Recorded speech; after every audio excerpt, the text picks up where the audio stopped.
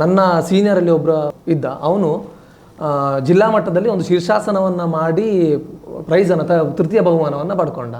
ಇದು ನನಗೆ ಒಂದು ಸ್ವಲ್ಪ ಪ್ರೇರಣೆಯನ್ನು ತಂದಿದೆ. ಹೃದಯದ ತೊಂದರೆ ಆಗಿರ್ಬೋದು, ಉಸಿರಾಟದ ತೊಂದರೆ ಆಗಿರ್ಬೋದು, ಅಥವಾ ಸಣ್ಣ ಪುಟ್ಟ ಮೈಕೈ ನೋವಾಗಿರ್ಬೋದು, ಬೆನ್ನು ನೋವಾಗಿರ್ಬೋದು, ಸೊಂಟ ನೋವಾಗಿರ್ಬೋದು, ಇನ್ನಿತರ ಬೇರೆ ಬೇರೆ ದೈಹಿಕ ಕಾಯಿಲೆಗಳಿರ್ತವೆ. ಇದೆಲ್ಲವನ್ನು ದೂರ ಮಾಡಲಿಕ್ಕೆ ಯೋಗ ಒಂದು ಸಹಕಾರಿ. ನಾವು ಸಾಯುವವರೆಗೂ ಕೂಡ ಯೋಗಾಭ್ಯಾಸವನ್ನು ಮಾಡ್ಬೋದು. ಇದಕ್ಕೆ ಲಿಮಿಟೇಷನ್ಸ್ ಹೇಳಿಲ್ಲ. ಪ್ರಶ್ವಿದ್ಯ ಸಂತೋಷ್ ರವರು ಯೋಗವನ್ನು ಆಯ್ಕೆ ಮಾಡಿಕೊಂಡ್ರು, ಸಂತೋಷ್ ರವರು ಪ್ರಶ್ವಿದ್ಯರನ್ನು ಆಯ್ಕೆ ಮಾಡಿಕೊಂಡ್ರು. ಇದು ಎರಡು ಕೂಡ ಹೊಂದಾಣಿಕೆ ಆಯಿತು. ಇವತ್ತು ಅದರಿಂದಾಗಿ ಸಂತೋಷ್ ಅವರಿಗೆ ಅದೊಂದು ಪ್ಲಸ್ ಪಾಯಿಂಟ್. ಸೊ ನನ್ನ ಪ್ರಕಾರ ಒಂದು ಅಂದಾಜು ಒಂದು 15,000ಕ್ಕಿಂತಲೂ ಮಿಕ್ಕಿ ಶಿಷ್ಯ ವೃಂದವನ್ನು ಹೊಂದಿರಬಹುದು ಅಂತ ನನ್ನ ಪ್ರತಿನಿತ್ಯ ನಿಮಗೆ ಸಮಯ ಸಿಕ್ಕಿದ ಒಂದು 20 ನಿಮಿಷ ಆದರೂ ನೀವು ಯೋಗಾಭ್ಯಾಸವನ್ನು ಮಾಡಿದ್ದು ಅಂತಾದರೆ ಖಂಡಿತವಾಗಲೂ ನಿಮ್ಮ ಶರೀರದಲ್ಲಿ ಮತ್ತು ನಿಮ್ಮ ಮನಸ್ಸಿನಲ್ಲಿ ಆಗುವಂತಹ ಬದಲಾವಣೆಗಳು ತುಂಬ ಇದೆ. ಎಲ್ಲ ವೀಕ್ಷಕರಿಗೆ ಆತ್ಮೀಯ ಸ್ವಾಗತವನ್ನು ಬಯಸ್ತಾ ಇದ್ದೇವೆ. ತಮಗೆಲ್ಲರಿಗೂ ತಿಳಿದಂತೆ ಇವತ್ತು ಇಡೀ ನಮ್ಮ ದೇಶದಲ್ಲಿ ಮಾತ್ರವಲ್ಲ, ಜಗತ್ತಿನಲ್ಲಿ ಯೋಗ ದಿನಾಚರಣೆಯನ್ನು ಆಚರಿಸುವಂಥ ಸುಯೋಗ ಈ ದಿವಸ ಜೂನ್ 21ರಂದು ಪ್ರತಿ ವರ್ಷ ಕೂಡ ಯೋಗ ಡೇ. ಇವತ್ತು ನಮ್ಮ ಭಾರತ ದೇಶದಲ್ಲಿ ಅಲ್ಲಲ್ಲಿ ಯೋಗ ದಿನಾಚರಣೆಯನ್ನು ಆಚರಿಸಿಕೊಂಡು ಬರ್ತಾ ಇದ್ದೇವೆ. ಹಾಗೆ ಇವತ್ತು ಭಾರತ ದೇಶ ಯೋಗ ದಿನಾಚರಣೆಯನ್ನು ಆಚರಿಸುವ ಒಂದು ರೀತಿಯನ್ನು ನೋಡಿಕೊಂಡು ಇವತ್ತು ಜಗತ್ತಿನ ಸುಮಾರು 177 ದೇಶಗಳಲ್ಲಿ ಕೂಡ ಈ ಒಂದು ಯೋಗ ಡೇಯನ್ನು ಆಚರಿಸಿಕೊಂಡು ಬರ್ತಾ ಇದ್ದಾರೆ. ವೀಕ್ಷಕರೇ, ತಮಗೆ ತಿಳಿದಂತೆ 2014ರಲ್ಲಿ ವಿಶ್ವಸಂಸ್ಥೆಯಲ್ಲಿ ಯೋಗ ದಿನಾಚರಣೆಯನ್ನು ಆಚರಿಸುವ ಸಲುವಾಗಿ ಅಂಗೀಕೃತಗೊಂಡಂಥ ಈ ಒಂದು ಕಾರ್ಯ, ತದನಂತರ 2015ರಲ್ಲಿ ನಮ್ಮ ಭಾರತ ದೇಶದ ಪ್ರಧಾನಿ ನರೇಂದ್ರ ಮೋದಿಯವರ ನೇತೃತ್ವದಲ್ಲಿ ಆರಂಭದಲ್ಲಿ ಯೋಗ ದಿನಾಚರಣೆಯನ್ನು ಆಚರಿಸಲಾಯಿತು. ಅದರ ನಂತರ ಪ್ರತಿ ವರ್ಷ ಕೂಡ ಜೂನ್ 21ರಂದು ಅಲ್ಲಲ್ಲಿ ನಮ್ಮ ಯಾವ್ಯಾವ ಶಾಲೆಗಳಲ್ಲಿರ್ಬೋದು ಅಥವಾ ಬೇರೆ ಬೇರೆ ಸಂಸ್ಥೆಗಳಲ್ಲಿರ್ಬೋದು ಅಥವಾ ಅದಕ್ಕೆ ಸಂಬಂಧಪಟ್ಟಂಥ ಸಂಘ ಸಂಸ್ಥೆಗಳ ಮೂಲಕ ಅಲ್ಲಲ್ಲಿ ಯೋಗ ದಿನಾಚರಣೆಯನ್ನು ಆಚರಿಸಿಕೊಂಡು ಬರ್ತಾ ಇದ್ದೇವೆ. ಇದು ನಿಜವಾಗಲೂ ನಮ್ಮ ದೇಶಕ್ಕೆ ಒಂದು ಒಳ್ಳೆಯ ಸಂದೇಶವನ್ನು ಕೊಡ್ತಾ ಇದೆ. ಹಾಗೆ ಆರೋಗ್ಯಕರ ವಾತಾವರಣವನ್ನು ಈ ಒಂದು ಯೋಗ ಅನ್ನುವಂಥದ್ದು ನಿರ್ಮಿಸಿಕೊಟ್ಟಿದೆ. ತಮ್ಗೆ ಗೊತ್ತಿದೆ, ಸುಮಾರು ಇವತ್ತು 177 ದೇಶಗಳಲ್ಲಿ ಕೂಡ ಭಾರತ ದೇಶದ ಈ ಒಂದು ಯೋಗ ಅನ್ನುವಂಥ ಪ್ರಕ್ರಿಯೆಯನ್ನು ಕಂಡು ಅದರಿಂದ ಏನು ಪ್ರಯೋಜನ ಅನ್ನೋದನ್ನು ತಿಳ್ಕೊಂಡು ಆ ಎಲ್ಲ ರಾಷ್ಟ್ರಗಳು ಕೂಡ ಆ ಯೋಗ ದಿನಾಚರಣೆಯನ್ನು ಆಚರಿಸುವಂಥ ಒಂದು ಕೈಜೋಡಿಸುವ ಮೂಲಕ ಆಚರಿಸಲಿಕ್ಕೆ ಕೂಡ ಆರಂಭ ಮಾಡಿದೆ. ಹಾಗೆ ಇವತ್ತು ನಮ್ಮ ದೇಶದಲ್ಲಿ ನಮ್ಮ ಹಳ್ಳಿಗಳಲ್ಲಿ ಕೂಡ ಇವತ್ತು ಪ್ರತಿ ಗ್ರಾಮ ಮಟ್ಟದಲ್ಲಿ ಕೂಡ ಯೋಗ ದಿನಾಚರಣೆಯನ್ನು ಆಚರಿಸ್ತಾ ಇದ್ದಾರೆ. ಹಾಗೆ ಅಲ್ಲಲ್ಲಿ ಯೋಗ ಶಿಕ್ಷಕರು ಕೂಡ ಹುಟ್ಟಿಕೊಂಡಿದ್ದಾರೆ. ಅಂದರೆ ಒಂದು ಯೋಗ ಅನ್ನುವಂಥದ್ದು ಅದನ್ನು ಸಾಧನೆ ಮಾಡಬೇಕಾದ್ರೆ ಶ್ರಮ ಕೂಡ ಇದೆ. ಅಷ್ಟು ಸುಲಭವಾಗಿ ಅದನ್ನು ಕಲೀಲಿಕ್ಕೂ ಸಾಧ್ಯ ಇಲ್ಲ. ಅದನ್ನು ಒಂದು ತರಬೇತಿಗೊಳಿಸುವಂಥ ಶಿಕ್ಷಕರು ಕೂಡ ಖಂಡಿತವಾಗಿ ಬೇಕು. ಅಂಥ ಶಿಕ್ಷಕರು ಇವತ್ತು ನಮ್ಮ ದೇಶದಲ್ಲಿ ಲಕ್ಷಾಂತರ ಮಂದಿ ಹುಟ್ಟಿಕೊಂಡಿದ್ದಾರೆ. ಹಾಗೆ ಬೇರೆ ಬೇರೆ ಸಂಸ್ಥೆಯ ಮೂಲಕ ಕೂಡ ಅಲ್ಲಲ್ಲಿ ಯೋಗ ದಿನಾಚರಣೆಯನ್ನು ಮಾಡಿಕೊಂಡು ನಮ್ಮ ಮಕ್ಕಳಿಗಿರ್ಬೋದು ಅಥವಾ ಹಿರಿಯರಿಗಿರ್ಬೋದು ಬೇರೆ ಬೇರೆ ವಯೋಮಾನದವರಿಗೆ ಕೂಡ ಯೋಗವನ್ನು ತಿಳಿಸಿಕೊಡುವ ಮೂಲಕ ಅವರವರ ಆರೋಗ್ಯವನ್ನು ಕಾಪಾಡುವ ನಿಟ್ಟಿನಲ್ಲಿ ಈ ಒಂದು ಮಹತ್ವ ಕಾರ್ಯ ನಡೀತಾ ಇದೆ. ಏನೇ ಹೇಳಿ, ಇವತ್ತು ನಾವು ಬೆಳಗಿನಿಂದಲೇ ನೋಡ್ತಾ ಇದ್ದೇವೆ, ಅಲ್ಲಲ್ಲಿ ಯೋಗ ದಿನಾಚರಣೆ ಆಗ್ತಾ ಇದೆ. ಅಲ್ಲಲ್ಲಿ ಯೋಗಗಳು ಸಾಮೂಹಿಕವಾಗಿ ಸಾವಿರಾರು ಮಂದಿ ಮಾಡ್ತಾ ಇದ್ದಾರೆ. ಹಾಗೆ ಈ ಯೋಗವನ್ನು ಒಂದು ಕಲಿಸಿಕೊಡುವಂಥದ್ದು ಪದ್ಧತಿ ಹೇಗೆ ಅನ್ನುವಂಥದ್ದು ಕೂಡ ನಮಗೆ ಖಂಡಿತವಾಗಿ ಬೇಕು. ಇವತ್ತು ಬಹಳಷ್ಟು ಕಿರಿಯ ವಯಸ್ಸಿನಲ್ಲಿ ಒಬ್ಬ ಯೋಗ ಶಿಕ್ಷಕರಾಗಿ ಗುರುತಿಸಿಕೊಂಡವರು ನಮ್ಮ ಜೊತೆ ಸೇರಿಕೊಂಡಿದ್ದಾರೆ. ಬನ್ನಿ, ಅವರನ್ನು ಯಾರು ಅಂತ ನಿಮಗೆ ಪರಿಚಯ ಮಾಡಿಕೊಡ್ತಿದ್ದೀನಿ. ಇವತ್ತು ನಮ್ಮ ಸ್ಟುಡಿಯೋದಲ್ಲಿರುವವರು ಒಬ್ಬ ಯೋಗ ಶಿಕ್ಷಕ, ಬಹಳಷ್ಟು ಕಿರಿಯ ವಯಸ್ಸಿನಲ್ಲಿ ಈ ಯೋಗವನ್ನು ಅಭ್ಯಸಿಸಿ ಯೋಗವನ್ನು ತರಬೇತಿ ಪಡ್ಕೊಂಡು ನಂತರದ ದಿನಗಳಲ್ಲಿ ಬೇರೆ ಬೇರೆ ಕಡೆಗಳಲ್ಲಿ ತರಬೇತಿಯನ್ನು ನೀಡುವ ಮೂಲಕ ಒಬ್ಬ ತರಬೇತುದಾರರಾಗಿ ಒಬ್ಬ ಶಿಕ್ಷಕರಾಗಿ ಗುರುತಿಸಿಕೊಂಡವರು ಶ್ರೀಯುತ ಸಂತೋಷ್ ಮುಂಡಕಜೆ. ಸಂತೋಷ್ ಮುಂಡಕಜೆ ಅವರೇ, ಈ ಒಂದು ವಿಶೇಷ ಕಾರ್ಯಕ್ರಮಕ್ಕೆ ಆತ್ಮೀಯ ಸ್ವಾಗತ. ನಮಸ್ತೆ. ಇವತ್ತು ನಮ್ಮ ಜೊತೆ ಇರುವಂಥ ಸಂತೋಷ್ ಮುಂಡಕಜೆ ಇವರು ಮೂಲತಃ ಎಲ್ಲಿ ಅನ್ನುವಂಥದ್ದು ಪರಿಚಯ ತಮಗೆಲ್ಲರಿಗೂ ಇರ್ಬೋದು. ಆದರೂ ಅವರ ಕಿರು ಪರಿಚಯವನ್ನು ಅವರ ಮಾತಲ್ಲಿ ನಾವು ಕೇಳ್ಕೊಳ್ಳೋಣ. ಎಸ್ ಸಂತೋಷ್ ಮುಂಡಕಜೆ ಅವರೇ, ನಿಮ್ಮ ಒಂದು ಕಿರು ಪರಿಚಯವನ್ನು ನಮ್ಮ ಪ್ರೇಕ್ಷಕರಿಗೆ ತಿಳಿಸಬೇಕು. ಎಲ್ರಿಗೂ ನಮಸ್ಕಾರ. ಮೊದಲಾಗಿ ಎಲ್ರಿಗೂ 11ನೇ ಅಂತಾರಾಷ್ಟ್ರೀಯ ಯೋಗ ದಿನಾಚರಣೆಯ ಶುಭಾಶಯಗಳನ್ನು ಈ ಸಂದರ್ಭದಲ್ಲಿ ತಿಳಿಸ್ತಾ ಇದ್ದೇನೆ. ನನ್ನ ಹೆಸರು ಸಂತೋಷ್ ಮುಂಡಕಜೆ ಅಂತ. ನಾನು ಸುಮಾರು 2003-04ರಲ್ಲಿ ನಾನು ಯೋಗ ತರಬೇತಿಯನ್ನು ಸರಕಾರಿ ಹಿರಿಯ ಪ್ರಾಥಮಿಕ ಶಾಲೆ ದೊಡ್ಡತೋಟದಲ್ಲಿ ಪ್ರಾರಂಭ ಮಾಡಿರ್ತೇನೆ. ನನ್ನ ಗುರುಗಳಾದ ಪ್ರೇಮಲತಾ ಪಿ ಚೊಕ್ಕಾಡಿ ಇವರ ಒಂದು ಗರಡಿಯಲ್ಲಿ ಒಂದಷ್ಟು ವಿದ್ಯಾರ್ಥಿಗಳನ್ನು ಸೇರಿಸಿ ಆ ಒಂದು ಸಂದರ್ಭದಲ್ಲಿ ಶಾಲಾ ಮಟ್ಟದ ಯೋಗಾಸನ ಸ್ಪರ್ಧೆಗಳಿಗೆ ತಯಾರು ಮಾಡುವಂಥ ಸಂದರ್ಭದಲ್ಲಿ ನಾನು ಯೋಗವನ್ನು ಕಲೀಲಿಕ್ಕೆ ನನಗೆ ಆಸಕ್ತಿಯನ್ನು ನಾನು ಹೊಂದಿರ್ತೇನೆ. ನನ್ನ ಮನೆ ಮುಂಡಕಜೆ ದೊಡ್ಡತೋಟದ ಹತ್ತಿರ. ನನ್ನ ತಂದೆ ಹೆಸರು ರಾಘವಮಣಿಯಣಿ ಅಂತ, ತಾಯಿ ರಾಜೀವಿ, ನನ್ನ ಪತ್ನಿ ಪ್ರಶುಜಾ ಸಂತೋಷ್ ಅಂತ, ನನ್ನ ಮಗಳು ಪ್ರಿಷಾ. ಎಸ್, ಇದು ನಮ್ಮ ಇವತ್ತಿನ ಯೋಗ ಪಟು ಹಾಗೂ ಯೋಗ ಶಿಕ್ಷಕ ಸಂತೋಷ್ ಮುಂಡಕಜೆ ಅವರ ಒಂದು ಕಿರು ಪರಿಚಯ. ತಮ್ಗೆ ಗೊತ್ತಾಯಿತು, ಸುಳ್ಯ ತಾಲೂಕಿನ ಅಮರಬುಡ್ನೂರು ಗ್ರಾಮದಲ್ಲಿ ಆ ದೊಡ್ಡತೋಟ ಮುಂಡಕಜೆ ಅನ್ನುವಂಥ ಪ್ರದೇಶದಲ್ಲಿ ಇವರ ಒಂದು ಮನೆ ಇದೆ. ಸೊ ಅಂಥ ಒಂದು ಗ್ರಾಮೀಣ ಪ್ರದೇಶದಲ್ಲಿ ಇದ್ದುಕೊಂಡು ಇವತ್ತು ಭಾಳಷ್ಟು ಒಳ್ಳೆಯ ಹೆಸರನ್ನು ಮಾಡಿದ್ದಾರೆ. ಇವತ್ತು ಬೇರೆ ಬೇರೆ ರೀತಿಯಾಗಿ ತನ್ನನ್ನು ತಾನು ತೊಡಗಿಸ್ಕೊಂಡಿದ್ದಾರೆ. ಅದರ ಜೊತೆಯಲ್ಲಿ ಭಾಳಷ್ಟು ಮಂದಿ ಆ ವಿದ್ಯಾರ್ಥಿಗಳನ್ನು ಒಬ್ಬ ಯೋಗ ಪಟುವಾಗಿ ಕೂಡ ನಿರ್ಮಿಸುವಲ್ಲಿ ಭಾಳಷ್ಟು ಕೆಲಸ ಕಾರ್ಯಗಳನ್ನು ಇವರು ಮಾಡ್ತಾ ಇದ್ದಾರೆ. ಎಸ್ ಸಂತೋಷ್ ಮುಂಡಕಜೆ ಅವರೇ, ಓಕೆ, ಈಗ ಯೋಗ ಅನ್ನುವಂಥದ್ದು ನಮಗೆಲ್ಲ ಅಂದರೆ ನಾವು ಸಣ್ಣದಿರಬೇಕಾದ್ರೆ ನಮಗೆ ಅದರ ಒಂದು ಅಭಿರುಚಿ ಇರಲಿಲ್ಲ. ಯಾಕೆಂತ ಹೇಳಿದರೆ ನಮಗೆ ಅದರ ಬಗ್ಗೆ ಗೊತ್ತಿರಲಿಲ್ಲ. ಸೊ ನಿಮಗೆ ಈ ಒಂದು ಯೋಗದ ಬಗ್ಗೆ ಹೇಗೆ ಅಭಿರುಚಿ ಹುಟ್ಟಿಕೊಂಡಿತ್ತು ಅನ್ನೋಂಥದ್ದು? ಮೊದಲಾಗಿ ಶಿವಣ್ಣ, ನಾನು ಸುಮಾರು 2003-4 ಸಂದರ್ಭದಲ್ಲಿ ಯೋಗಾಭ್ಯಾಸವನ್ನು ನನ್ನ ಸೀನಿಯರ್ಸ್ಗಳೆಲ್ಲ ಮಾಡ್ತಾಯಿದ್ರು. ಅಂದರೆ ಶಾಲೆಗಳಲ್ಲಿ ಸ್ಪರ್ಧೆಗಳಿಗೆ ಮಕ್ಕಳನ್ನು ತಯಾರು ಮಾಡುವಂಥ ಒಂದು ಸಂದರ್ಭದಲ್ಲಿ ಮಕ್ಕಳನ್ನು, ನನ್ನ ಸೀನಿಯರ್ಸನ್ನು ನೋಡಿ ನಾನು ಯೋಗದಲ್ಲಿ ಇಳಿಲಿಕ್ಕೆ ಕಾರಣ. ಇದು ಆಲ್ಮೋಸ್ಟ್ ಯಾವ ಇಸವಿಯಲ್ಲಿ ಇರ್ಬೋದು? ಸುಮಾರು ಅದು 2003-4 ಸಂದರ್ಭ. ಓಕೆ. ಆಗೆಲ್ಲ ತಾಲೂಕು ಮಟ್ಟ, ಜಿಲ್ಲಾ ಮಟ್ಟ, ವಿಭಾಗ, ರಾಜ್ಯ, ರಾಷ್ಟ್ರ ಮಟ್ಟ ಅಂತ ಮಕ್ಕಳನ್ನು ಸ್ಪರ್ಧೆಗೆ ತಯಾರು ಮಾಡ್ತಾ ಇದ್ರು. ಆ ಒಂದು ಸಂದರ್ಭದಲ್ಲಿ ನಮ್ಮ ಗುರುಗಳಾದಂತಹ ಪ್ರೇಮಲತೆ ಪಿ ಚೊಕ್ಕಾಡಿ ಇವರ ಒಂದು ನೇತೃತ್ವದಲ್ಲಿ ತಂಡವನ್ನು ತಯಾರು ಮಾಡಿ ಮಕ್ಕಳನ್ನು ತಾಲೂಕು ಮಟ್ಟದಲ್ಲೆಲ್ಲ ಸ್ಪರ್ಧೆಗಳಿಗೆ ಇಳಿಸ್ತಾ ಇದ್ರು. ಆ ಸಮಯದಲ್ಲಿ ನನ್ನ ಸೀನಿಯರಲ್ಲಿ ಒಬ್ಬ ಇದ್ದ, ಅವನು ಜಿಲ್ಲಾ ಮಟ್ಟದಲ್ಲಿ ಒಂದು ಶೀರ್ಷಾಸನವನ್ನು ಮಾಡಿ ಪ್ರೈಸನ್ನು ತೃತೀಯ ಬಹುಮಾನವನ್ನು ಪಡ್ಕೊಂಡ. ಇದು ನನಗೆ ಒಂದು ಸ್ವಲ್ಪ ಪ್ರೇರಣೆಯನ್ನು ತಂದಿತ್ತು. ನಮ್ಗೆ ಯಾಕೆ ಆಗೋದಿಲ್ಲ, ನಾವು ಈ ಥರ ಆಸನ ಮಾಡಿದರೆ ನಾವು ಯಾಕೆ ಪ್ರೈಸ್ ಬರಲಿಕ್ಕೆ ನಮಗೂ ಕೂಡ ಸಾಧ್ಯ ಆಗೋದಿಲ್ಲ ಅನ್ನುವಂಥ ಒಂದು ದೃಷ್ಟಿ ಇಟ್ಕೊಂಡು ಅವರ ರೀತಿ ನಾವು ಆಗಬೇಕು ಅನ್ನೋಂಥ ಕಾರಣಕ್ಕೋಸ್ಕರ ಮತ್ತೆ ಯೋಗಾಭ್ಯಾಸವನ್ನು ನಿರಂತರವಾಗಿ ಸತತ ಅಭ್ಯಾಸದೊಂದಿಗೆ ಬೇರೆ ಬೇರೆ ಆಸನಗಳನ್ನು, ಆ ಸಂದರ್ಭದಲ್ಲಿ SGFI ಅನ್ನುವಂಥ ಸ್ಪರ್ಧೆಗಳು ಶಾಲಾ ಶಿಕ್ಷಣ ಇಲಾಖೆಯಿಂದ ನಡೆಯುವಂಥದ್ದು ಇತ್ತು. ಆ ಮುಖಾಂತರ ತಾಲೂಕು, ಜಿಲ್ಲೆ, ವಿಭಾಗ, ರಾಜ್ಯ, ರಾಷ್ಟ್ರ ಸುಮಾರು 2006-7 ಸಂದರ್ಭದಲ್ಲಿ ನಾವು ವಿಭಾಗದ ಮಟ್ಟದವರೆಗೆ ಕೂಡ ಸ್ಪರ್ಧೆಯನ್ನು ನಮ್ಮ ದೊಡ್ಡತೋಟ ಶಾಲೆಯಿಂದ ನಾವು ಅದನ್ನು ಸ್ಪರ್ಧೆಗೆ ಹೋಗ್ತಾ ಇದ್ದೆವು. ಮಕ್ಕಳನ್ನು ಜೊತೆಗೆ ನಮ್ಮ ಮೇಡಮ್ನವರು ಕರ್ಕೊಂಡು ಹೋಗ್ತಾ ಇದ್ರು.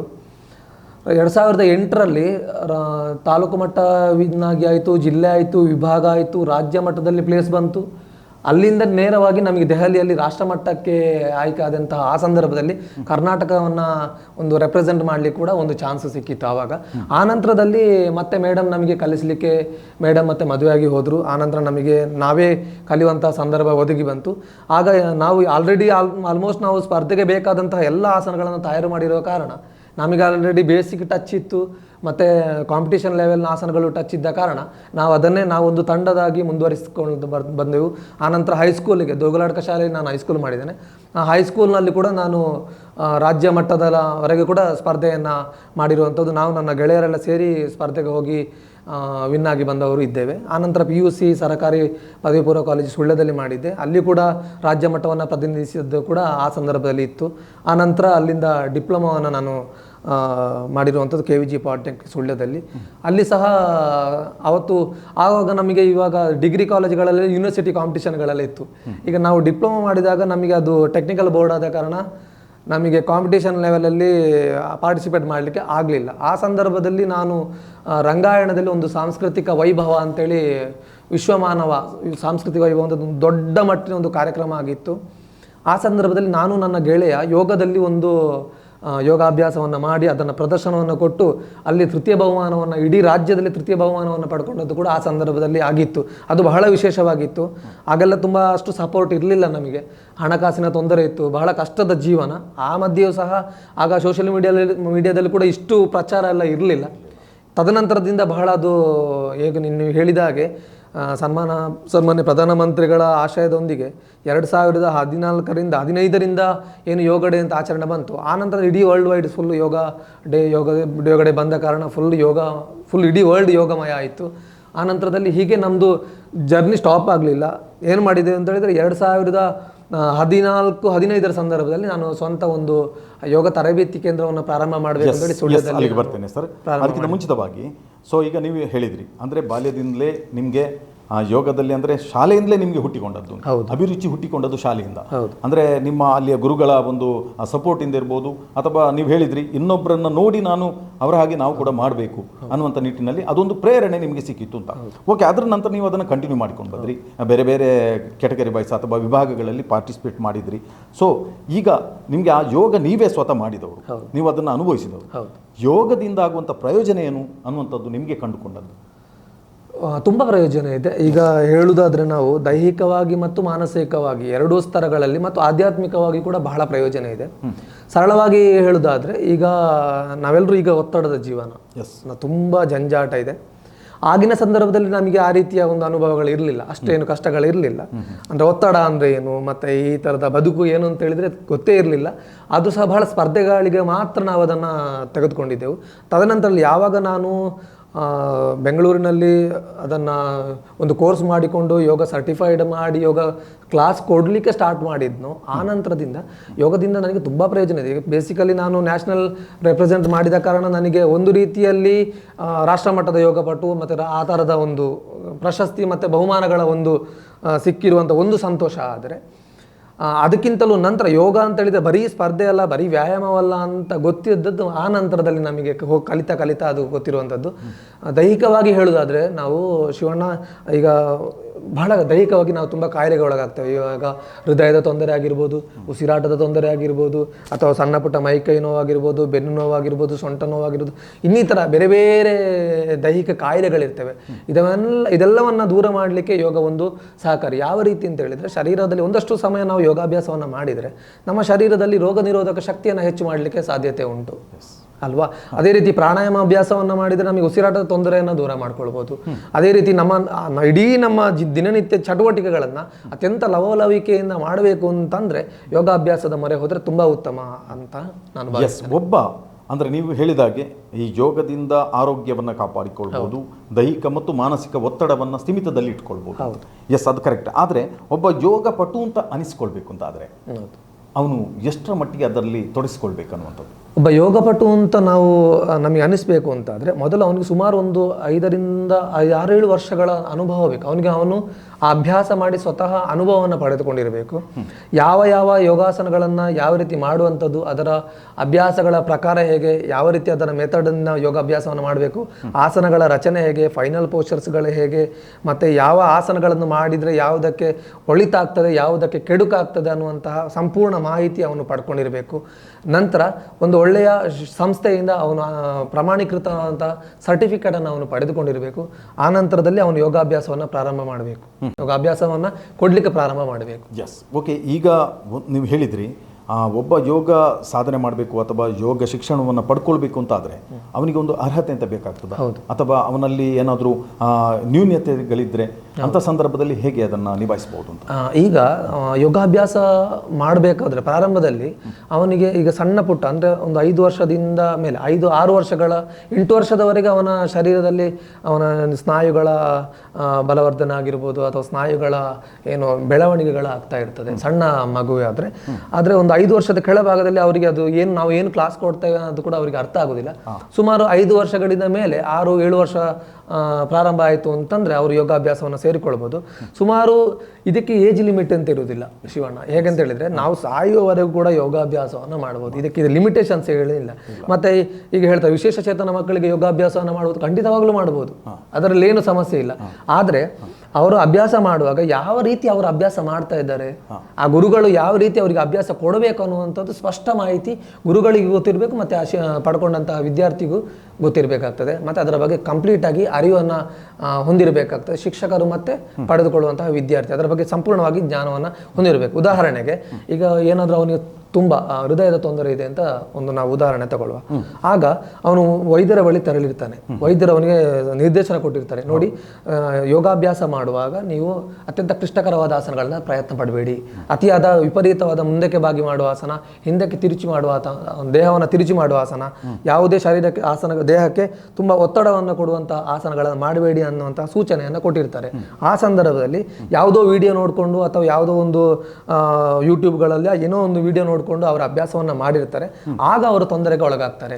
ಗುರುಗಳು ಸರಿಯಾದ ಮಾರ್ಗದರ್ಶನ ಕೊಟ್ಟರೆ ಖಂಡಿತವಾಗಲೂ ಆ ವಿದ್ಯಾರ್ಥಿ ಅಥವಾ ಒಬ್ಬ ಯೋಗಪಟು ಒಂದು ಒಳ್ಳೆಯ ಯೋಗಪಟುವಾಗಿ ಸಮಾಜದಲ್ಲಿ ನಿರ್ಮಾಣ ಆಗಲಿಕ್ಕೆ ಸಾಧ್ಯ ಆಗಿದೆ ಅಂತ ಎಸ್, ಈಗಾಗಲೇ ನೀವು ಒಬ್ಬ ಯೋಗಪಟು ಅಂತ ಅನಿಸ್ಕೊಂಡಿದ್ರಿ.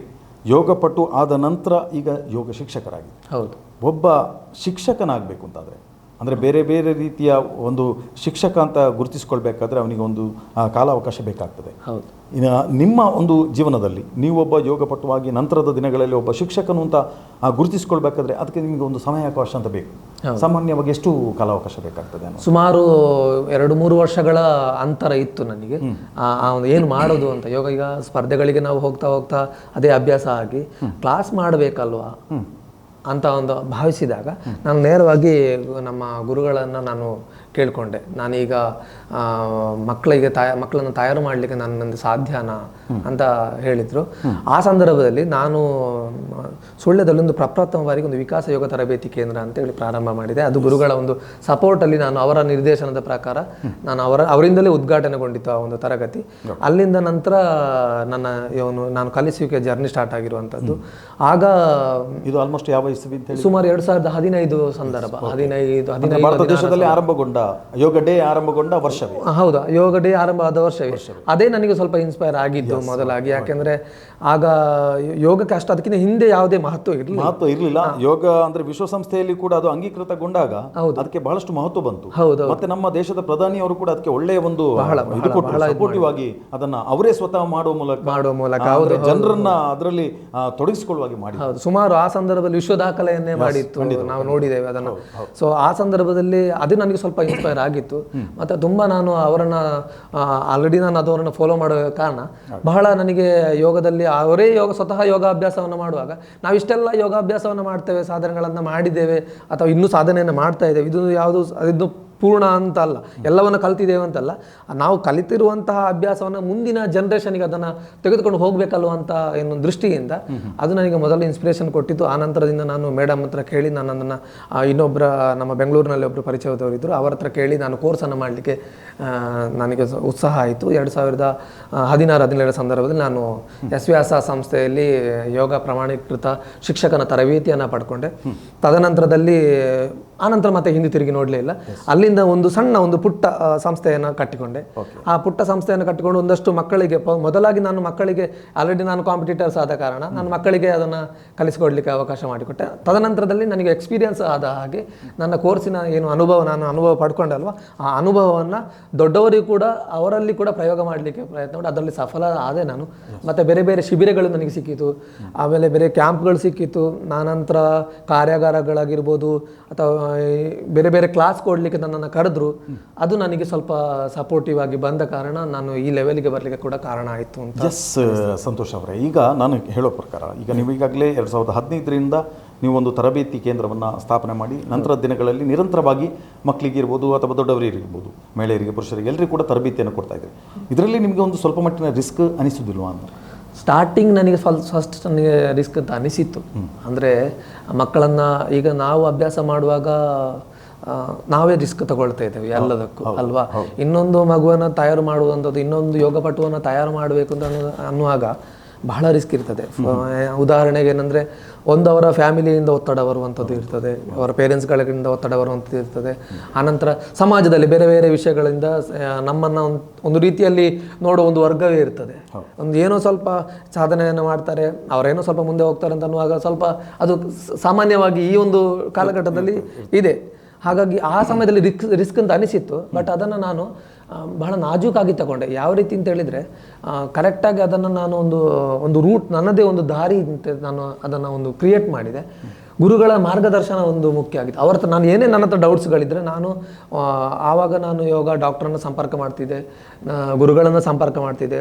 ನನಗೇನಾದರೂ ಸಂದೇಹಗಳಿದ್ರೆ ನಾನು ಅವ್ರ ಹತ್ರ ಶೇರ್ ಮಾಡ್ತಿದ್ದೆ. ಜೊತೆಗೆ ನನಗೆ ತುಂಬ ಯೋಗ ಫ್ರೆಂಡ್ಸ್ಗಳಿದ್ದಾರೆ, ಅಂದರೆ ಯೋಗ ಶಿಕ್ಷಕರು ನನಗೆ ತುಂಬ, ಈಗ ಬೆಂಗಳೂರು ಕಡೆಗಳಲ್ಲಿ ಸಾಕಷ್ಟು ಮಂದಿ ಇದ್ದಾರೆ.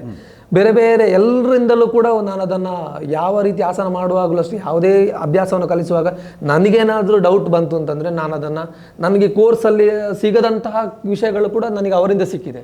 ಬೇರೆ ಬೇರೆ ಯೋಗ ಶಿಕ್ಷಕರ ಫ್ರೆಂಡ್ಸ್ಗಳಿದ್ದಾರೆ, ಅವರಿಂದ ತುಂಬ ಮಾಹಿತಿಯನ್ನು ನಾನು ಪಡ್ಕೊಂಡಿದ್ದೇನೆ, ಅವರಿಂದ ನಾನು ತುಂಬ ಕಲ್ತಿದ್ದೇನೆ. ಅವರಿಂದ ಕಲ್ತದ್ದನ್ನು ನಾನು ನನ್ನಲ್ಲಿ ಅಳವಡಿಸಿಕೊಂಡಿದ್ದೇನೆ.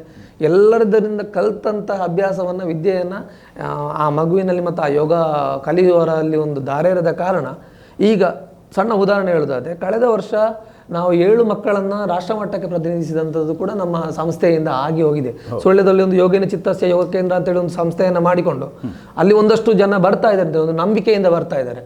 ನಾನು ಇಲ್ಲಿಂದ ಬಂದರೆ ನನ್ನ ಯೋಗಾಭ್ಯಾಸವನ್ನು ನಾನು ಮುಂದುವರಿಸಬಹುದು ಅನ್ನುವಂಥ ವಿಶ್ವಾಸವನ್ನು ಇಟ್ಕೊಂಡು ಬರ್ತಾ ಇದ್ದಾರೆ. ಸುಮಾರು 40ರಿಂದ 50 ವಿದ್ಯಾರ್ಥಿಗಳು ಕೂಡ ಅಭ್ಯಾಸವನ್ನು ಮಾಡ್ತಾ ಇದ್ದಾರೆ. ಜೊತೆಗೆ ದೊಡ್ಡವರು ಕೂಡ ಸಪರೇಟ್ ಆಗಿ ಅವರಿಗೆ ಹೇಳ್ತಾರೆ, ನಾವು ಮಕ್ಕಳ ಜೊತೆಗೆ ಯೋಗಾಭ್ಯಾಸವನ್ನು ಮಾಡೋದಿಲ್ಲ, ನಾವು ಸಪರೇಟ್ ಆಗಿ ನಮಗೆ ಕ್ಲಾಸ್ ಕೊಡಿ ಅಂತ ಹೇಳ್ತಾರೆ. ಅವರಿಗೆ ನಾವು ಪರ್ಸನಲ್ ಆಗಿ ಕೂಡ ಕ್ಲಾಸನ್ನು ಕೊಡುವಂಥದ್ದು ಕೂಡ ವ್ಯವಸ್ಥೆಯನ್ನು ನಾವು ಮಾಡಿದ್ದೇವೆ. ಆನ್ಲೈನಲ್ಲಿ ಕೂಡ ಕ್ಲಾಸನ್ನು ಕೊಡುವಂಥದ್ದು. ಓಕೆ ಸಂತೋಷ್ ಅವರು, ಈಗಾಗಲೇ ಅಂದರೆ ಪ್ರಸ್ತುತ ನೀವು ಹಲವು ಕಡೆಗಳಲ್ಲಿ ತರಬೇತಿ ಕೇಂದ್ರಗಳನ್ನು ತೆರೆದಿದ್ರಿ. ಯೋಗೇನ ಚಿತ್ತಸ್ಯ ಸೇವಾ ಕೇಂದ್ರ ಅನ್ನುವಂಥದ್ದು ನಿಮ್ಮ ಒಂದು ಟ್ರಸ್ಟ್ ಅಂತಲೇ ಹೇಳ್ಬೋದು. ಸೊ ಅದರ ಮುಖೇನ ನೀವು ಈಗ ಪ್ರಸ್ತುತ ಎಷ್ಟು ಕಡೆಗಳಲ್ಲಿ ಈಗ ತರಬೇತಿ ಕೇಂದ್ರಗಳನ್ನ ನಡೆಸ್ತಾ ಇದ್ದೀರಿ ಅನ್ನುವಂಥದ್ದು? ಈಗ ನಾನು ಸದ್ಯಕ್ಕೆ ಸುಳ್ಯದಲ್ಲಿ ವರ್ತಕ ಸಮುದಾಯ ಭವನದಲ್ಲಿ ಪ್ರತಿ ಶನಿವಾರ ಮತ್ತು ಭಾನುವಾರ ತರಗತಿಯನ್ನು ಕೊಡ್ತಾ ಇದ್ದೇನೆ. ಅದು ಸುಮಾರು 4 ಗಂಟೆ ನಂತರ ಇರ್ತದೆ, ಮಧ್ಯಾಹ್ನ. ನನ್ನ ಪತ್ನಿ ಪ್ರಶಿಜಾ ಅಂತ ಹೇಳಿ ಅವರು ಕೂಡ ಅದರಲ್ಲಿ ತೊಡಗಿಸಿಕೊಂಡಿದ್ದಾರೆ ಸಂಪೂರ್ಣವಾಗಿ. ಸೊ ಅವರು ಶನಿವಾರದ ಕ್ಲಾಸನ್ನು ಅವ್ರು ತಗೊಳ್ತಾರೆ, ಬೆಳಗಿನ ಸೆಷನನ್ನು ನಾನು ತಗೊಳ್ತೇನೆ ಭಾನುವಾರದ್ದು. ಸೊ ಆನಂತರ ಚೊಕ್ಕಡಿಯಲ್ಲಿ ಕೂಡ ಒಂದು ಕ್ಲಾಸ್ ಇದೆ, ಅದು ಕೂಡ ಸಂಜೆಯ ಹೊತ್ತಿನಲ್ಲಿ.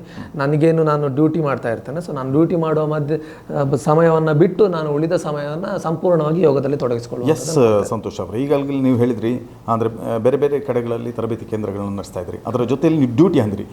ಸೊ ಇವರು ಸಂತೋಷ್ ಮಂಡಕಜಿ ಅವರು ನಮಗೆ ತಿಳಿದಂತೆ ಅಮರಬುಡ್ನೂರು ಗ್ರಾಮ ಪಂಚಾಯತ್ನ ಗ್ರಂಥಾಲಯದ ಮೇಲ್ವಿಚಾರಕರಾಗಿ ಕೂಡ ಒಬ್ಬ ಕರ್ತವ್ಯ ನಿರ್ವಹಿಸುವಂಥ ಉದ್ಯೋಗಿ ಕೂಡ.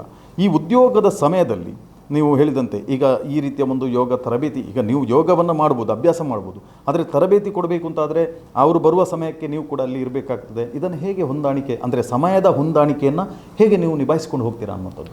ಮುಖ್ಯವಾಗಿ ನಾನು ಹೇಳೋದಾದರೆ ಬೆಳಗ್ಗೆ ಸುಮಾರು 4:15 ನಾವು ತುಂಬ ಫ್ರೀ ಇರ್ತೀವಿ. ಆಲ್ಮೋಸ್ಟ್ ನಮಗೆ ಡ್ಯೂಟಿ ಸಮಯ ಆರಂಭ ಆಗೋ ಒಂದು ಅರ್ಧ ಗಂಟೆ ಮುಂಚೆ ನಾವು ಎಲ್ಲವನ್ನ ಮುಗಿಸಿಕೊಳ್ತೇವೆ. ಆ ಬೆಳಗಿನ ಸಮಯ ಯೋಗ ಮಾಡಲಿಕ್ಕೆ ನಿಮಗೆ ಗೊತ್ತು, ಯೋಗ ಮಾಡೋ ಸಮಯ ಅದು ಬೆಳಗ್ಗೆ, ಒಳ್ಳೆ ಸಮಯ ಬೆಳಗ್ಗೆ, ಸೂಕ್ತವಾದ ಸಮಯ ಬೆಳಗ್ಗೆ. ನಂದು ಇನ್ನೊಂದು ಸಂಜೆ.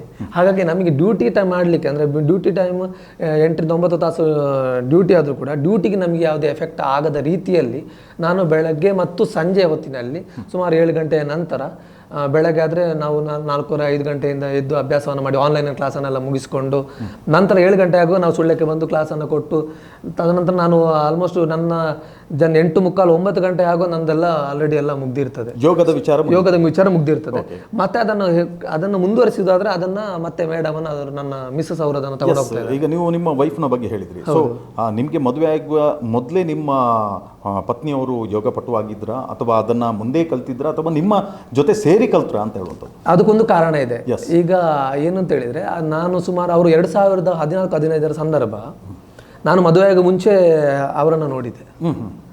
ಆ ಸಂದರ್ಭದಲ್ಲಿ ನಾನು ಮಂಡ್ಯಕೊಲ್ಲಲ್ಲಿ ಒಂದು ಕ್ಯಾಂಪನ್ನು ಮಾಡುವ ಸಂದರ್ಭದಲ್ಲಿ ಅವರು ನನಗೆ ಪರಿಚಯ ಆಗಿರುವಂಥದ್ದು. ಆ ಸಂದರ್ಭದಲ್ಲಿ ಯೋಗದ ವಿಷಯ ಅವರಿಗೆ ಗೊತ್ತಿತ್ತೋ ಇಲ್ಲ ಅಂತ ನನಗೆ ಆವಾಗ ಗೊತ್ತಿರಲಿಲ್ಲ. ಬಟ್ ನಾವು ಕಂಟಿನ್ಯೂ ಆಗಿ ಅದನ್ನು ಮಾಡ್ತಾ ಇದ್ದೆವು. ಯಾವಾಗ ಅವರು 2015ರಲ್ಲಿ ಡಿಗ್ರಿ ಕಾಲೇಜಿಂದ ಒಂದು RD ಸೆಲೆಕ್ಷನ್ ಆಗಿತ್ತು. RD ಸೆಲೆಕ್ಷನ್ ಅಂದರೆ ಅವರು NSS ಅಲ್ಲಿ ಲೀಡರ್ ಆಗಿದ್ದು. ಆ ಲೀಡರ್ ಆದ ಕಾರಣ ಅವರಿಗೆ ಒಂದು ನ್ಯಾಷನಲ್ ಪೆರೇಡಲ್ಲಿ ಭಾಗವಹಿಸುವಂಥ ಒಂದು ಅವಕಾಶ ಇತ್ತು ರಾಜಪಥ್ನಲ್ಲಿ. ಸೊ ಆ ಸಮಯದಲ್ಲಿ ಅವರಿಗೆ ಯೋಗ ಯಾವುದಾದ್ರೂ ಒಂದು ಕ್ಷೇತ್ರದಲ್ಲಿ ಅವರು ಅದನ್ನು, ಉದಾಹರಣೆಗೆ ಭರತನಾಟ್ಯ, ಯೋಗ ಮತ್ತು ಬೇರೆ ಬೇರೆ ಕಲಾ ಪ್ರಕಾರಗಳಲ್ಲಿ ಒಂದನ್ನು ಅವರು ಆಯ್ಕೆ ಮಾಡಿಕೊಳ್ಬೇಕಿತ್ತು. ಅದರಲ್ಲಿ ಅವರು ಯೋಗವನ್ನು ಆಯ್ಕೆ ಮಾಡಿಕೊಂಡಿದ್ದು. ಅದಕ್ಕೆ ಸಂಪೂರ್ಣವಾಗಿ ನಾನು ಅವರಿಗೆ ಸಪೋರ್ಟ್ ಮಾಡಿದ್ದೆ. ಮತ್ತು ಅಲ್ಲಿಂದ ಅವರಿಗೆ ಯೋಗದಲ್ಲಿ ಬರಲಿಕ್ಕೆ ಕಾರಣ ಕೂಡ ಆಯಿತು. ಸುಮಾರು ನಾವು ಮದುವೆ ಆಗುವ 2 ವರ್ಷ ಹಿಂದೆ ಅವರು ಯೋಗವನ್ನು ಆಲ್ರೆಡಿ ಕಲಿತು ಸೊ ಕೆಲವು ಆಸನಗಳನ್ನೆಲ್ಲ ಅಭ್ಯಾಸ ಮಾಡ್ತಿದ್ರು. RDಯಲ್ಲಿ ಕೂಡ ಅವರು ಯೋಗವನ್ನು ಪ್ರದರ್ಶನ ಮಾಡಿದ್ರು ಅಂತ ಹೇಳಿದರು ಅವರು. ನಂತರದಲ್ಲಿ ನನ್ನ ಮದುವೆ ಆದ ನಂತರ ಅವರನ್ನು ನಾನು ಆಲ್ರೆಡಿ ಯೋಗ ಶಿಕ್ಷಕನಾದೆ. ನನಗೆ ಆ ಸಂದರ್ಭದಲ್ಲಿ ನಾನು ಸರ್ಕಾರಿ ಉದ್ಯೋಗಕ್ಕೂ ಕೂಡ ಸೇವೆಯನ್ನು ಸಲ್ಲಿಸಲಿಕ್ಕೆ ಅವಕಾಶ ನನಗೆ ಸಿಕ್ತು. ಆ ಹಿಂದೆ ನಾನು ಮಾಂಡವಿಯಲ್ಲಿ ವರ್ಕ್ ಮಾಡ್ತಾ ಇದ್ದೆ. ಸೊ ಆ ಸಂದರ್ಭದಲ್ಲಿ ಅವರು ಮದುವೆ ಆದ ನಂತರ ಅವರಿಗೆ ಒಂದು ಕೋರ್ಸ್ ಮಾಡಿ, ನಾವು ಯಾವುದೇ ಕ್ಲಾಸ್ ಕೊಡಬೇಕಾದ್ರೆ ಅವರು ಸರ್ಟಿಫೈಡ್ ಆಗಿರಬೇಕಲ್ವ, ಹಾಗಾಗಿ ಅವರನ್ನು ಒಂದು ಕೋರ್ಸ್ ಮಾಡಿಸಿ ಅವರನ್ನು ಸಂಪೂರ್ಣವಾಗಿ ಇದರಲ್ಲಿ ತೊಡಗಿಸಿಕೊಳ್ಳುವ ರೀತಿಯಲ್ಲಿ ಇವಾಗ YCB ಲೆವೆಲ್ 3 ಅನ್ನು ಕೂಡ ಅವರು ಕಂಪ್ಲೀಟ್ ಮಾಡ್ಕೊಂಡಿದ್ದಾರೆ. ಹಾಗಾಗಿ ಸಂಪೂರ್ಣವಾಗಿ ಅವರ ಜೀವನವನ್ನು ಯೋಗದಲ್ಲಿ ತೊಡಗಿಸಿಕೊಳ್ಳಿಕ್ಕೆ ಸಂತೋಷ್ ರವರ ಜೀವನದಲ್ಲಿ ಕೂಡ ಅದು ಪ್ಲಸ್ ಆಯ್ತು. ಯಾಕೆಂತ ಹೇಳಿದ್ರೆ ಪ್ರಶ್ವಿಜ್ಯ ಸಂತೋಷ್ ರವರು ಯೋಗವನ್ನು ಆಯ್ಕೆ ಮಾಡಿಕೊಂಡ್ರು, ಸಂತೋಷ್ ರವರು ಪ್ರಶ್ವಿಜ್ಯರನ್ನು ಆಯ್ಕೆ ಮಾಡಿಕೊಂಡ್ರು. ಇದು ಎರಡು ಕೂಡ ಹೊಂದಾಣಿಕೆ ಆಯಿತು ಇವತ್ತು. ಅದರಿಂದಾಗಿ ಸಂತೋಷ್ ಅವರಿಗೆ ಅದೊಂದು ಪ್ಲಸ್ ಪಾಯಿಂಟ್. ಯಾಕೆಂತ ಹೇಳಿದ್ರೆ ಇವರ ಒಂದು ಉದ್ಯೋಗದ ಸಮಯದಲ್ಲಿ ಅದನ್ನು ಈ ಯೋಗ ಶಿಕ್ಷಣವನ್ನು ಅವರು ತರಬೇತಿ ಕೊಡುವ ಮೂಲಕ ಅದನ್ನು ಕೂಡ ನಿಭಾಯಿಸಿಕೊಂಡು ಬರ್ತಾ ಇದ್ದಾರೆ. ಇದು ನಿಮಗೆ ಒಂದು ರೀತಿಯಲ್ಲಿ ದೇವರೇ ಕೊಟ್ಟದ್ದು ಅಂತ ಹೇಳ್ಬೋದು. ಯಾಕೆಂತ ಹೇಳಿದ್ರೆ ನಿಮ್ಮ ಸೇವೆಗೆ ಆ ದೇವರು ಒಂದು ಒಳ್ಳೆಯ ವರ ಕೊಟ್ಟರು ಅಂತ ನಾವು ಕೂಡ ಭಾವಿಸ್ತಾ ಇದ್ದೇವೆ. ಓಕೆ ಸಂತೋಷ್, ಈಗಾಗಲೇ ನೀವು ಹೇಳಿದಂತೆ ಬೇರೆ ಬೇರೆ ಕಡೆಗಳಲ್ಲಿ ತರಬೇತಿ ಕೇಂದ್ರಗಳನ್ನ ಕೊಟ್ಟಿದ್ದೀರಿ. ಭಾಳಷ್ಟು ಗ್ರಾಮೀಣ ಪ್ರದೇಶದಲ್ಲಿ ಈ ಒಂದು ಯೋಗ ತರಬೇತಿ ನಡೀತಾ ಇದೆ. ಇದರ ಬಗ್ಗೆ ನೀವೇನು ಹೇಳ್ತೀರಾ ಅನ್ನೋದು, ಬೆಳವಣಿಗೆ ಹೇಗಿದೆ ಅನ್ನೋದು? ಬೆಳವಣಿಗೆ ಅಂದರೆ ಮೊದಲು ನಮ್ಮ ಗ್ರಾಮೀಣ ಪ್ರದೇಶದಲ್ಲಿ ಸ್ವಲ್ಪ ಯೋಗದಲ್ಲಿ ಒಂಚೂರು ಆಸಕ್ತಿ ಕಡಿಮೆ, ಈಗಲೂ ಕಡಿಮೆ. ಆದರೆ ಹೇಗೆ ಅಂತ ಹೇಳಿದರೆ, ಈಗ ನಾವು ಪೇಟೆಯ ಬದಿ ನೋಡಿದ ಅಂದರೆ ಪೇಟೆ ಸೈಡಲ್ಲಿ ನೋಡಿದರೆ ತುಂಬ ಒತ್ತಡ ಜೀವನ, ಅವರಿಗೆ ಪುರ್ಸೊತ್ತು ಇರೋದಿಲ್ಲ, ಯಾವುದಕ್ಕೂ ಪುರ್ಸೊತ್ತು ಇರೋದಿಲ್ಲ. ಹಳ್ಳಿಯವರು ಸ್ವಲ್ಪ ಫ್ರೀ ಇರ್ತಾರೆ, ತೋಟದ ಕೆಲಸ ಮಾಡಿಕೊಂಡು ಒಂಚೂರು ಸ್ವಲ್ಪ ಬಿಡು ಅಂತ ಇರ್ತದೆ. ಆದರೆ ಅವರಿಗೆ ಯೋಗದ ಬಗ್ಗೆ ಅಷ್ಟು ಅರಿವು ಇರುವುದಿಲ್ಲ. ನಾನು ಇದನ್ನು ಇಲ್ಲಿ ಗ್ರಾಮ ಮಟ್ಟದಲ್ಲಿ ಯಾಕೆ ಅದನ್ನು ಜಾಸ್ತಿ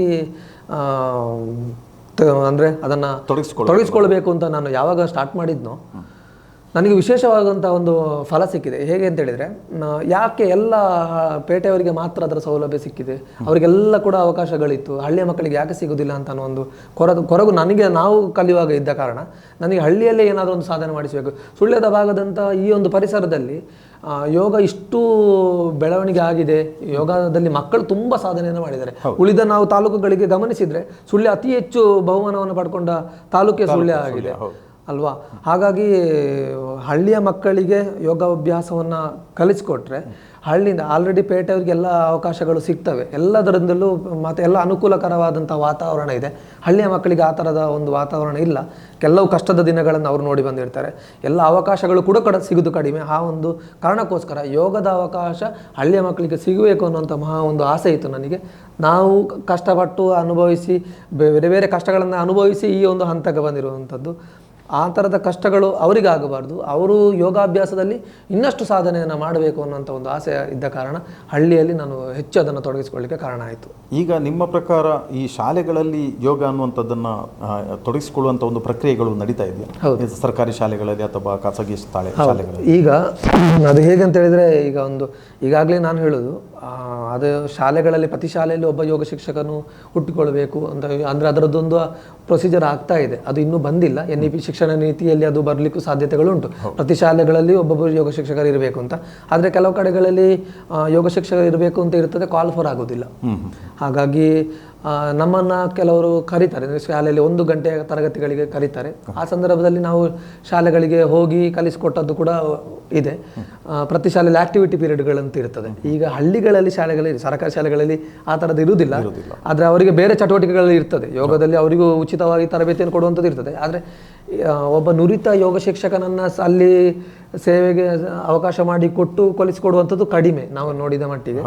ಹಾಗಾಗಿ ಪ್ರೈವೇಟ್ ಸ್ಕೂಲ್ಗಳಲ್ಲಿ ಅದು ಸಾಕಷ್ಟು ಸಿಗ್ತದೆ. ಯಾಕಂದರೆ ಅವರೇ ಕರೆದಿರ್ತಾರೆ, ಯೋಗ ಇನ್ಸ್ಟ್ರಕ್ಟರನ್ನು ಕರೆದಿರ್ತಾರೆ, ಕ್ಲಾಸ್ ಕೊಟ್ಟಿರ್ತಾರೆ. ಸರ್ಕಾರಿ ಶಾಲೆಯ ಮಕ್ಕಳಿಗೆ ಸಿಗೋದು ಕಡಿಮೆ. ನಾವು ಆರೋಗ್ಯ ಇಲಾಖೆಯಿಂದ ಅಂದರೆ ರಾಷ್ಟ್ರೀಯ ಆರೋಗ್ಯ ಅಭಿಯಾನದ ಅಡಿಯಲ್ಲಿ ಒಂದು ಯೋಗ ತರಬೇತಿಯನ್ನು ಕೊಡುವಂಥ ಅವಕಾಶ ನನಗೂ ಸಿಕ್ಕಿತ್ತು. ಅದರಲ್ಲಿ ಸುಮಾರು 2 ವರ್ಷಗಳ ಕಾಲ ನಾನು ಸೇವೆಯನ್ನು ಸಲ್ಲಿಸಿದ್ದೇನೆ. ಶಾಲೆಗಳಿಗೆ ಹೋಗಿ ಪ್ರೈಮರಿ ಸ್ಕೂಲ್ ಮಕ್ಕಳಿಗೆ ಉಚಿತವಾಗಿ ಅದನ್ನು ನೀಡುವಂಥದ್ದು. ನಮಗೆ ಸರ್ಕಾರದಿಂದ ಅದು ಕೂಡ ಅಷ್ಟೇ 250 ಹಾಗೆ ಗೌರವಧನವನ್ನು ನಮಗೆ ಪಾವತಿ ಮಾಡಿ ಕೊಡುವಂಥ ವ್ಯವಸ್ಥೆಗಳಾಗಿತ್ತು. ಅದು ತದನಂತರದಲ್ಲಿ ಅದರಲ್ಲಿ ಕೂಡ ಅಷ್ಟೇ ಬಜೆಟ್ಗಳು ಅಷ್ಟು ಬರದ ಕಾರಣ ಎಲ್ಲ ಕಡೆಗಳಲ್ಲಿ ಸೇರಿದಂತಹ ಯೋಗ ಶಿಕ್ಷಕರು ಅವರಿಗೆ ಪೆಟ್ರೋಲಿಗೆ ಸಾಕಾಗುವುದಿಲ್ಲ. ಆ ರೀತಿಯ ಒಂದು ಹೋಗಿ ಮಾಡಲಿಕ್ಕೆ ಮಾಡುವಂಥ ಅಷ್ಟು ಖರ್ಚು ಭರಿಸಲಿಕ್ಕೆ ಕಷ್ಟ. ಅದನ್ನೆಲ್ಲ ಹೊಂದಿಕೊಂಡು ವ್ಯವಸ್ಥೆಗಳನ್ನು ಮಾಡಿ ಸೇವಾ ರೂಪದಲ್ಲಿ ಆಗ್ತಾ ಇದೆ. ಅದು ಒಳ್ಳೆಯ ವಿಚಾರ. ಅದರ ಜೊತೆಯಲ್ಲಿ ಈಗಾಗಲೇ ನೀವು ಹೇಳಿದ್ರಿ ಬಹಳಷ್ಟು ಶಿಷ್ಯರನ್ನು ನೀವು ಹೊಂದಿದ್ರಿ. ಆಲ್ಮೋಸ್ಟ್ ನಿಮಗೆ ಈಗಾಗಲೇ ಎಷ್ಟು ಒಂದು ಶಿಷ್ಯಗಣ ನಿಮ್ಮ ಜೊತೆ ಇದೆ ಅನ್ನುವಂಥದ್ದು? ನನ್ನ ಪ್ರಕಾರ ಸುಮಾರು ನಾನು 2015 ನಂತರದಿಂದ ಪ್ರಾರಂಭ ಮಾಡಿದ್ದೆಲ್ಲ. ಪ್ರಾರಂಭ ಮಾಡಿದ್ದ ನಂತರ ಲೆಕ್ಕ ಅಂತ ಮಾಡಲಿಲ್ಲ. ಸುಮಾರು ನನ್ನ ಪ್ರಕಾರ ಒಂದು ಅಂದಾಜು 15,000ಕ್ಕಿಂತಲೂ ಮಿಕ್ಕಿ ಶಿಷ್ಯ ವೃಂದವನ್ನು ಹೊಂದಿರಬಹುದು ಅಂತ ನನ್ನ ಅನಿಸಿಕೆ.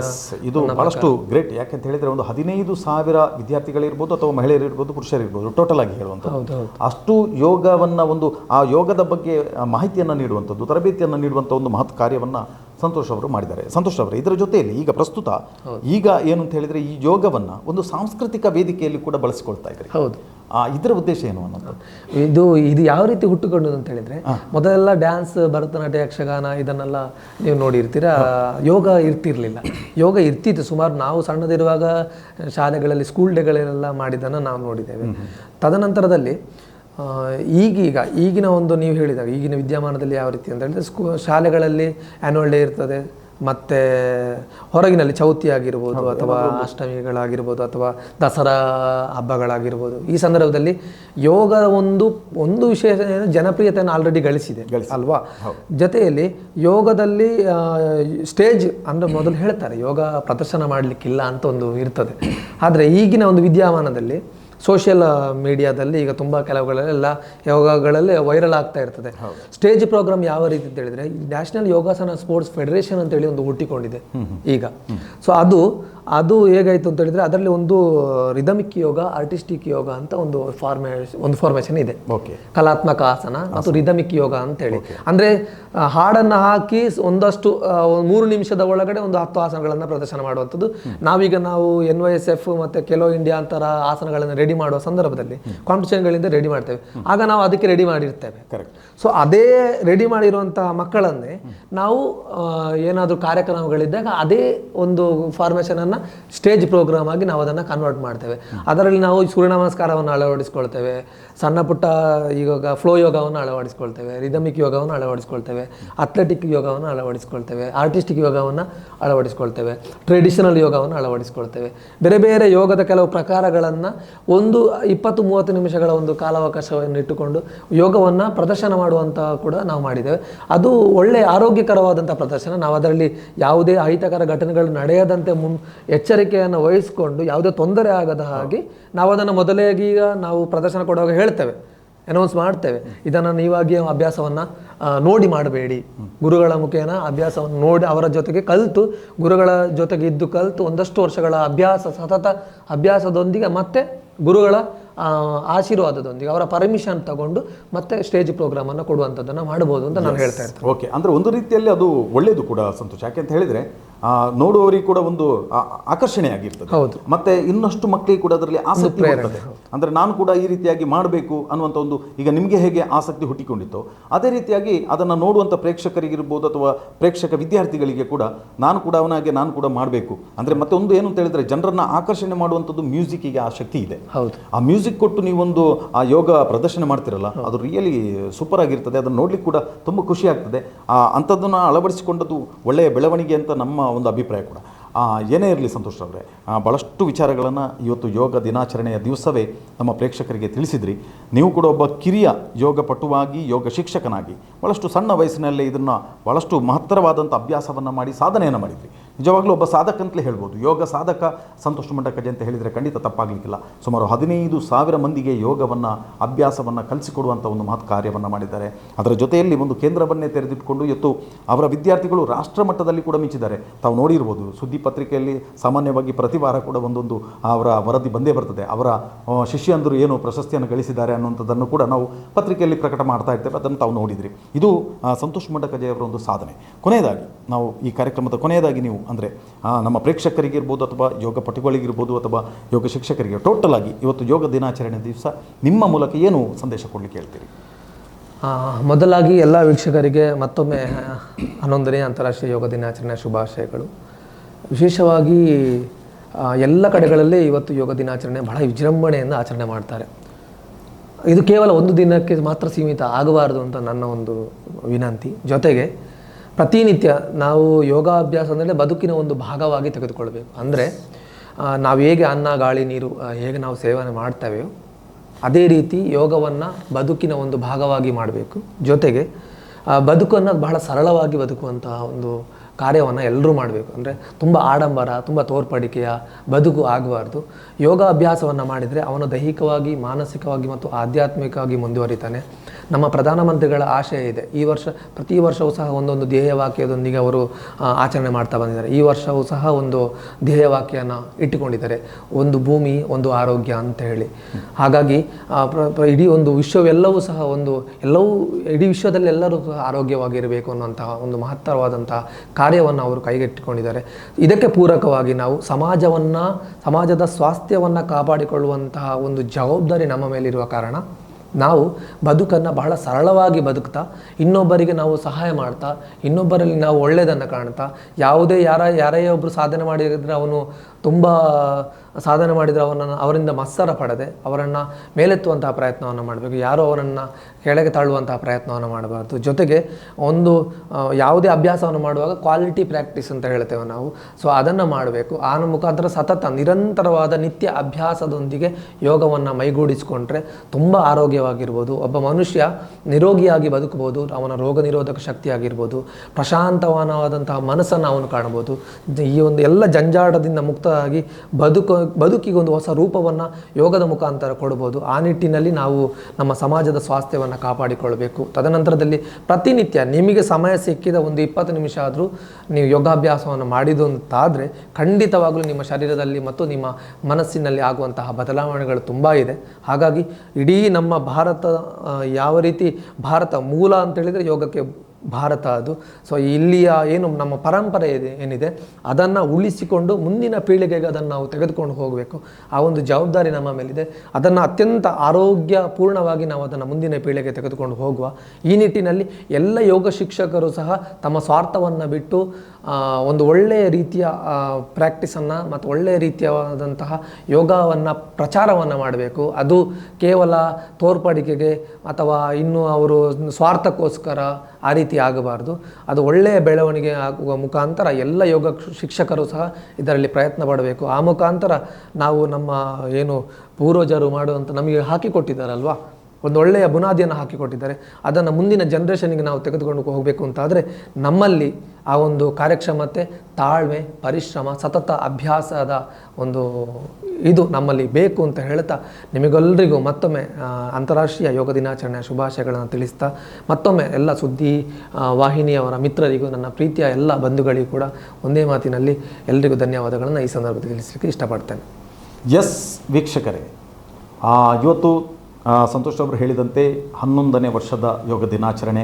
ಈ ಸಂದರ್ಭದಲ್ಲಿ ಭಾಳಷ್ಟು ವಿಶೇಷವಾದಂಥ ಕಾರ್ಯಕ್ರಮಗಳು ಅಲ್ಲಿ ನಡೀತಾ ಇದೆ. ಇವತ್ತು ನಮ್ಮ ಸ್ಟುಡಿಯೋದ ಮೂಲಕ ಬಂದು ಒಳ್ಳೆಯ ರೀತಿಯ ಒಂದು ಸಂದೇಶವನ್ನು ನೀಡಿದ್ದಾರೆ.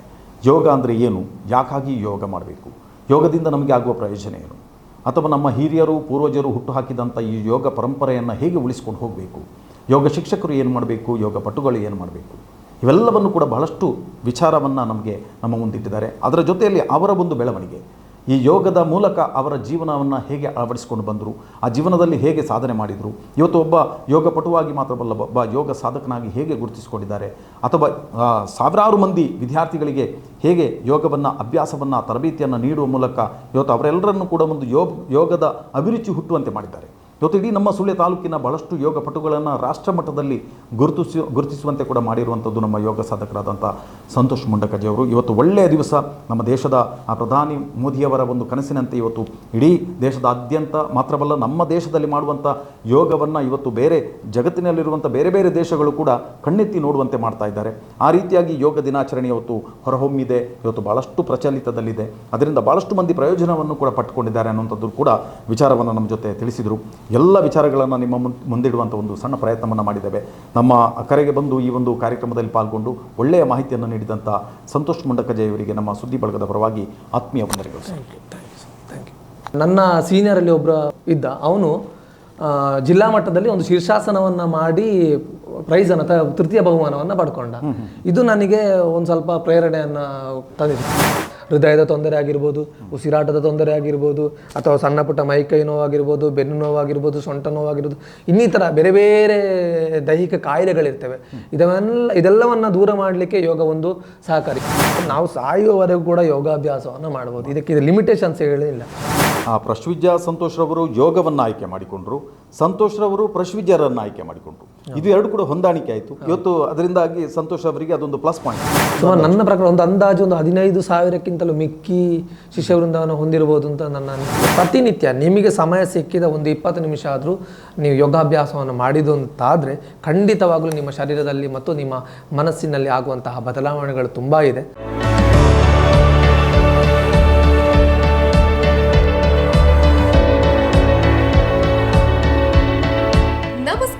ರೈತ ಬಾಂಧವರೇ, ಬಿಸು ಕಳೆಗಿತ್ತು, ಇನ್ನೇನು ಕೃಷಿ ಮಾಡೋದಕ್ಕೆ ಸೂಕ್ತ ಸಮಯ.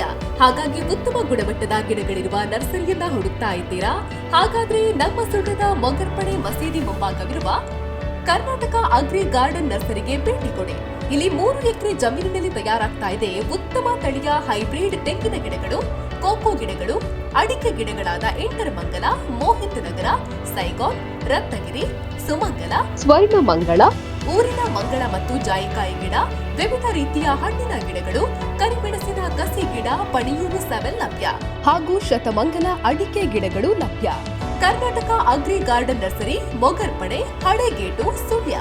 ಬುಕಿಂಗ್ ಆಗಿ ಇಂದೇ ಸಂಪರ್ಕಿಸಿ 9048865019 99461 23801.